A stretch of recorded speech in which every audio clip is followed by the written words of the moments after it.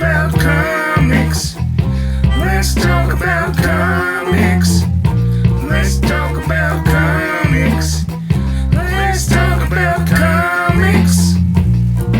Harambe friends, it's Charles here, and I'm going to preface this comic book review by saying that I usually always only review books that I really enjoy, and this is no different. I really enjoyed this book. There is one criticism, but it is not meant as a statement of fact. It is a statement of personal opinion and preference. So that being said, let's get into the brand new series from Mad Cave Comics. It is called It Killed Everyone But Me. This is a very good book. It is a number 1, and it leaves me interested to see what's going to happen with the rest of the series. It really draws you in with the writing. It's a horror piece, and the art is great, but that is where I have my critical point is with the art. But we start off here with our main protagonist, who is discovered in the midst of this brutal murder scene, sitting alone with a shovel. And she is distraught. She is, obviously traumatized here. And we cut from that to 28 years later, and we see the same character who is an adult with her own child, and she seems to be well adjusted at first, but you could see the cracks and what the stress of that incident has done to her in her life. She is a very driven, kind of cold go-getter, with really no time to enjoy anything, and who is, despite being very successful in her field, kind of an outcast to the main populace of this community, which is demonstrated brilliantly. Because, like I said, you meet her right after this incident when she was young, and you cut to 28 years later, and we see this realtor who is kind of cold and does her job with complete detachment from humanity, trying to raise her daughter, but she even has kind of a frosty relationship with her. And as she's going shopping, you see a older lady holding a drink, and she walks up and she throws that drink in her face. And her response is just to tuck her head and walk away in shame. And so I thought it was clever, because we go from that initial cold open to who she is all these years later and her personality, and it seemed like, how did this person grow up unscathed by those events? But we get to know that through her interactions with the people in her life, with her job, that she is a deeply scarred individual.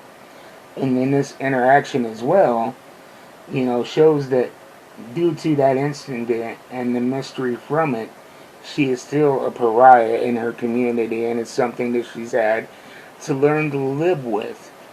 And so they really brilliantly introduced this character and what she's went through. And I'm not going to go too much more into beat by beat story points, because my goal in these reviews is to give you a little bit, let you know what it's about, and let you discover the story for yourself. But it is a supernatural monster story with clever twist and great writing and even great art. But let's talk about the art, and it's the one thing that really stuck out to me. When I opened the book and started reading, I was taken aback, because I felt like I was reading another series. Another series specifically, Something is Killing the Children, from Boom Studios. And even though I don't really pay attention, there are very few artists whose work that I can spot right away. Of course, Peach Momoko, her work is very individualistic. Lucio Perillo, I'm a big fan of his covers and the way that he captures detail in a photorealistic way. Lucio Perillo, who does a lot of work for King Spawn, the way that he draws action and brings vivid color into these big moving sequences. But outside of those three examples, I haven't been able to spot too many artists. But from page 2, I knew that whoever this artist was, that they had worked for Boom Studios.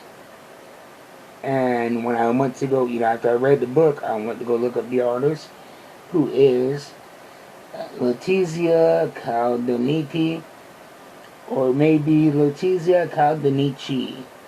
I am not too sure on that pronunciation, but irregardless, yes, she had worked on House of Slaughter, Book of Slaughter. Those two books in these Something Is Killing the Children universe. She's also worked on Something Is Killing the Children and Hello Darkness, and another series that I enjoyed, Children of the Black Sun.